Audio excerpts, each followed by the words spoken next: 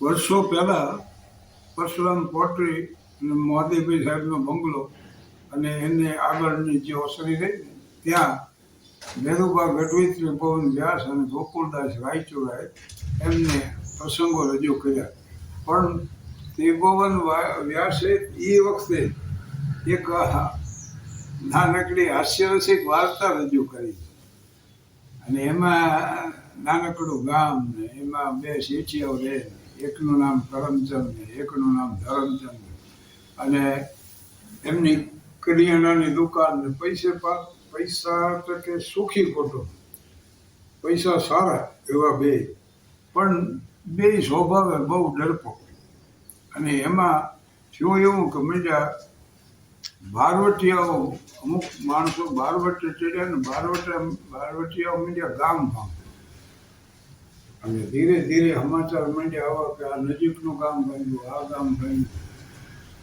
એમ કરતા કરતા એ ગામમાં ગાઢ મંડી પડ્યો. અને કરમચંદને શી ખબર ગમે હોય, પણ એ કલ્પના એવી કરે ને કે બારવટિયા આમ બરછી ઘુમાવે અને પછી સડપ દઈને મૂકે ને સીધી પેટમાં ઘૂસી જાય, અને પેટમાં ઘૂસી જાય એટલે માણસ મરી જાય. કરમચંદને આ એક જ દીક ઘડી ગયેલી કે બારવટિયા આવે ને બરછી મારે, પેટમાં ફાંકો પાડી દે, માણસ મરી જાય.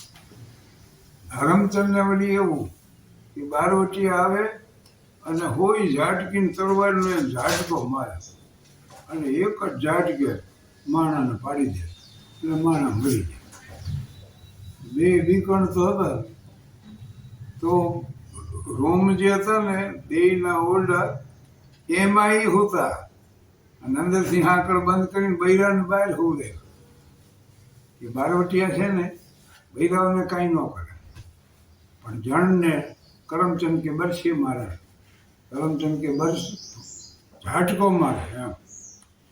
અને એમાં પછી થયું રાતનો સમય ને અડધી રાત ને 12 ને 2 ને એવો સમય મીડ્યો થવા, અને ખખડાટ થયો.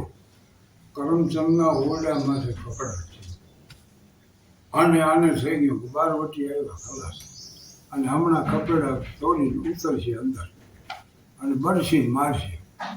એમાં થયું એવું કે ઓલા નળિયા ચાલતા હોય ને એમાં ઘણી વાર ખાલી જગ્યા રહી જાય અમુક સેકન્ડ, તો ઓલા ઠીકરી મૂકી દઈ, અણીદાર ઠીકરી એવી મૂકી દઈ, અને એમાં ઉંદરે, ખરેખર તો ઉંદર ત્યાંથી પસાર થયો ને ખળભળાટ થયો, આને એમ પડ્યો બારવટિયા, એમાંય ઠીકરી પડી, અને આનું ઉગાડું પેટ ને એના માથે પડી બરાબર, અને આણે માથે હાથ ટાપી દીધો અને મંડ્યો જોરથી ગાડી પાડવા. ધોડો ધોડો બારવટી આવ્યા ને બરછી મારી. ગામના માણસો ભેગા થઈ ગયા અને ભૈરા જાગી ગયા, બહારનું ભૂગડા, આને થોડી હાંકડ મારે. એટલે પછી તો ગામ લોકો અંદર ગણી બહારનું ચોરી થઈ જાય, તો આમ પેટમાંથી હાથ રાખી બારવટીએ બરછી મારી. અરે પણ શેઠ ક્યાં મારી દેખાડો તો ખરા. કોકે પછી ઝાટકો મને હાથ એને કાઢી દીધો, ધડક થઈને ઠેકડું કર્યું. ત્યાં બીજો એનો ભાઈ બીજા ઓરડામાં, એને આવડા એને વળી હાંકળ ખોલી કે બે બૈરા, એને તમારા ભાઈ બારવટીએ બરછી મારી, હાલો જલ્દી. એને વળી આમ ફળિયામાંથી જતા એમાં ભેંસ કોટડામાં એને પાછું મૂતર ને એ બધું લાવતા થાણું ભેગું તેલું ને એમાં પૂછડું. એ આવડા નીકળ્યા ધરમચંદને લઈને, અને ભેંસે આમ ફેરવીને એક પૂછડું માર્યું, પેલો પડી ગયો ને વાહામાં પૂછડું માર્યું, એ મીંડ્યો ઝાટકા, એ મીંડ્યો રાડ્યો પાડવા. ધોળો ધોળો બારવટી એવા ઝાટકો માર્યો. વળી માણા એની કોર ફેર્યા, આને બરછી મારી, આને ઝાટકો માર્યો. ત્યાં તો હું શેઠ ઊંધા પડેલા ભાઈ આમ દેખાડે કે લોહી હાલ્યું જાય, જોઈ લો.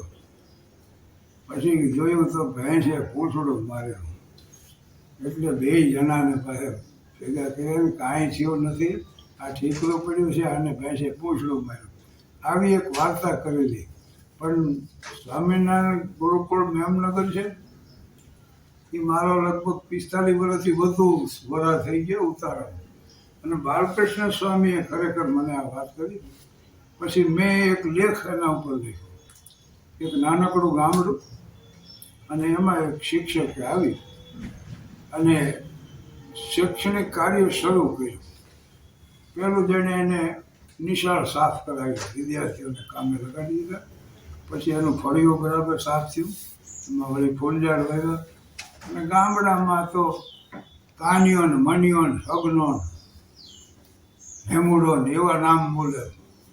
આવી રીતે બોલાવે એકબીજા.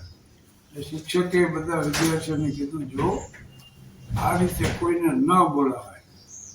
કાનિયો ન કહેવાય કાનજીભાઈ, મગનો ન કહેવાય મગનભાઈ, છગનભાઈ, રમણભાઈ. આવા બીજા નામ વિદ્યાર્થીઓ બોલવા. એટલે મોટા શર્મા, કારણ કે ગામના મોટા હતા એ આવી જ રીતે વાતો કરતા, મગનો લગ્નો કાનિયા. એટલે ઈવડાઈની ભાષા સુધરી ગઈ. અને એમાં એક એને શિક્ષકે કીધું, કાલે આપણે સફાઈ કામ કરવાનું છે, એટલે તમે થોડાક વહેલા આવજો. એટલે એક વિદ્યાર્થી એની માતાને કહ્યું, માડીમાંનો રોટલો ઘડી સવારના પોરમાં તાહાડી ભરીને દૂધ અને તાજો રોટલો કેવો નાસ્તો કરીને આવડા જાય તો મને રોટલો ઘડી. અમારા સાહેબે કીધું છે વહેલા આવજો. એ આ છોકરા 1-2 વાર કીધું ને, અમારા સાહેબે કીધું એટલે માડી કે હવે ભાડ્યો તારો સાહેબ. અને છોકરો વયો ગયો એમ ને.